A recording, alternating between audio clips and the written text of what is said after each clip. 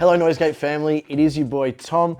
Today we're having our first look at Universal Audio's Apollo X Gen 2 range. I have the new Apollo X6 Gen 2 in front of me, but they have revamped the entire line except for the Apollo Solo. It was really exciting to see them come out with the Apollo X16D, which comes with Dante. This is a really cool new feature they added, and now I'm very keen to see how this whole revamped Apollo range will look, feel, and sound. So let's unbox this bad boy. Any audio engineer worth their salt knows about Universal Audio Apollo. They are pretty much the benchmark for what an interface should do. So I'm very excited to see how this sounds. Now whoa, cool. I'll have to unbox this box as well. But, oh yeah, that's nice.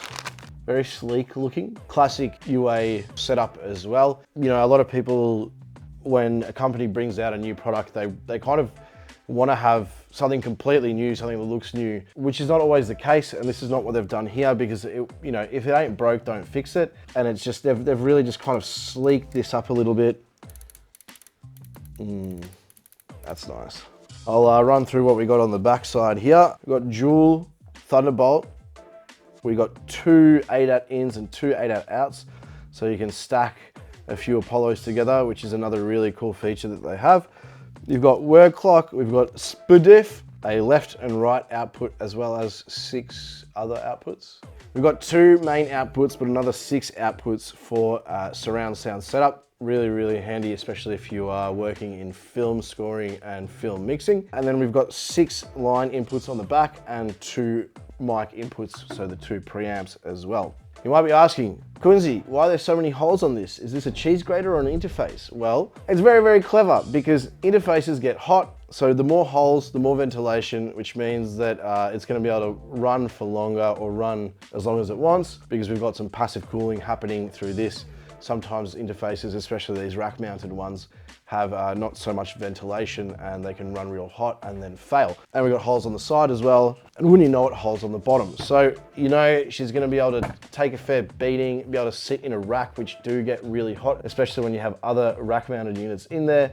So it's cool to see that they have kind of considered this practical concept and applied it to the interface.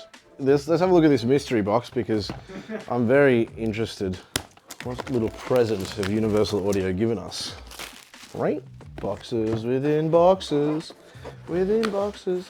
And I probably should have thought about this, but yes, this is the power supply. But I like the touch of having it in its own little box here. It's not just a new look, they've also revamped some of the features. You've got improved digital analog converters and improved monitor and headphone outputs for a better monitoring experience. A lot of people kind of skip over this. Having a good headphone out and a good monitor out is very important for listening to your mixes and for recording music.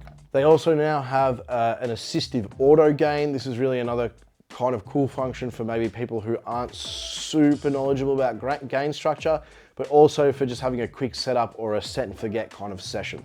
And auto gain isn't just for beginners, it's also a handy feature for engineers who just want a good benchmark to start from and get really stuck into the actual fun part of recording and letting the Apollo do all the heavy work. Another really cool thing, which I don't think I've actually seen on another interface yet, is that they have integrated Sonar Works into the Apollo. Now, I have used Sonar Works room correction myself, and it is pretty bonkers. You can use it, and essentially you hold a microphone around the room, a bunch of different positions. The interface will play these sine wave sweeps going from 20 to 20. The program, the Sonar Works program, which is built in, will analyze all those different mic positions that you had, and it will come up with a correction for your room. This is great. This is actually, it's fantastic, because that's one of the hardest things, and one of the things that makes mixing and recording music inaccessible, is that if you really want to, or well, at least in the past, if you really wanted to have a great recording, you had to be in a treated room like this to get that, because acoustics are incredibly unforgiving, especially the way bedrooms are constructed. They're not constructed like studios, so they don't sound like studios. But with Sonar Works, you get that reading and it'll essentially come up with an EQ curve that you can apply. It'll apply that EQ to your output or to your headphones, because you can actually use Sonar Works to get headphones flat as well. And it gives you a true representation of your mix. Once again, this is the hardest thing to get when making music, mixing and recording in your bedroom, because what you hear is more what the room is doing to your mix rather than how your mix actually sounds. So having that built into the interface is a massive boon for anyone who doesn't have the thousands and thousands and thousands of dollars required to build a space like this. Now, the EQ that it uses is actually a universal audio EQ or filter to correct your room, and it has 16 bands as opposed to the usual 8. So you can get very, very clean corrections, really minuscule if required. And you'd be surprised, like when I ran it in my studio, that Sonar Works, I was pretty shocked at how different my mix was coming out just because of the room. Very, very good to have. Also, the fact that it's using the processors that are built into the UA means you're taking some of that workload off of your computer's CPU. Some people do complain saying, oh, you know, why do I need to buy an interface that has a CPU when we have M1 Max and things like that? But plugins are getting just as juicy as the processors can handle. It's not like we're using the plugins from 10 years ago. So it's pretty handy to have interfacing and take some of that load off. And don't forget that Universal Audio plugins are also native as well. So you don't need to have the interface to use the plugins. But speaking from experience, it is really useful to have your interface take some of that workload from your computer so that you can use more processing and have more fun without having to kind of worry about, can I use this plugin or is my computer gonna blow up? We're in the midst of setting up our new Noisegate studio. This X6 will be our interface, and I'm pretty keen to see how it sounds. I'm pretty keen to get into that room correction. So we will dive into it. I won't be able to hook it up today. We just wanted to give you guys a bit of an unboxing, a bit of a first look, but do stay tuned, because once we have this set up in the studio, we'll be having a deeper look at the new console. We'll be having a look at what this can do, and especially having a good peek at that room correction. Now, I do need to add a caveat that it does come with the Sonar Works room correction software. However, you do have to be a member of Sonar Works. You do have to pay for access to that software on top of the Apollo, but well and truly, it's pretty much worth it, because you're gonna be paying a couple $100 for some software as opposed to dropping 20 grand into building a studio. Also, important to note that if you are a Gen 1 Apollo user, that will still apply to you as well. You'll be able to use that Sonar Works reference plugin on your Gen 1, still have the interface take the workload from it. So it's not just a Gen 2 thing, it is an Apollo thing, which is really, really cool, because it's nice to know that Universal Audio aren't using those of us who still use Gen 1 in the dust.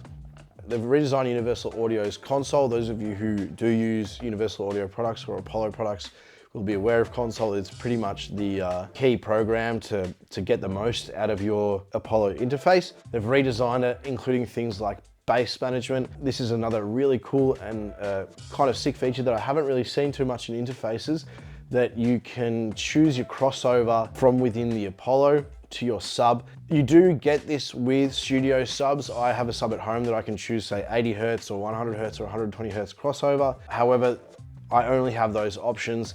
I think having a bass management ability within the interface itself, really, really cool. I'm not too sure if it's fixed or variable. We will have a look at that once we get this into the studio and shoot that video. They've also included compatibility with immersive audio, with Atmos. So it's not just good for recording music, but also good for if you are doing film mixes, film composing, and you need to compose in a configuration that is not just stereo. And the real cherry on top is that it comes with Luna. This is Universal Audio's own DAW. It comes free with any Apollo interface. So you've pretty much got your entire recording ecosystem from the one product, especially if you're looking to just get started into making music. You can pick yourself up a really high grade interface, and you also have the software you need to start recording and making tunes as well. I'm really keen to get into the studio, check out these new features. To me, it seems like they've really catered to the recording musician and to the engineer, trying to elevate what an interface is supposed to do. Huge thank you to Universal Audio for letting us have an early look at this X6. Massive thank you to JMC for letting us use their space, and I'll catch you next time.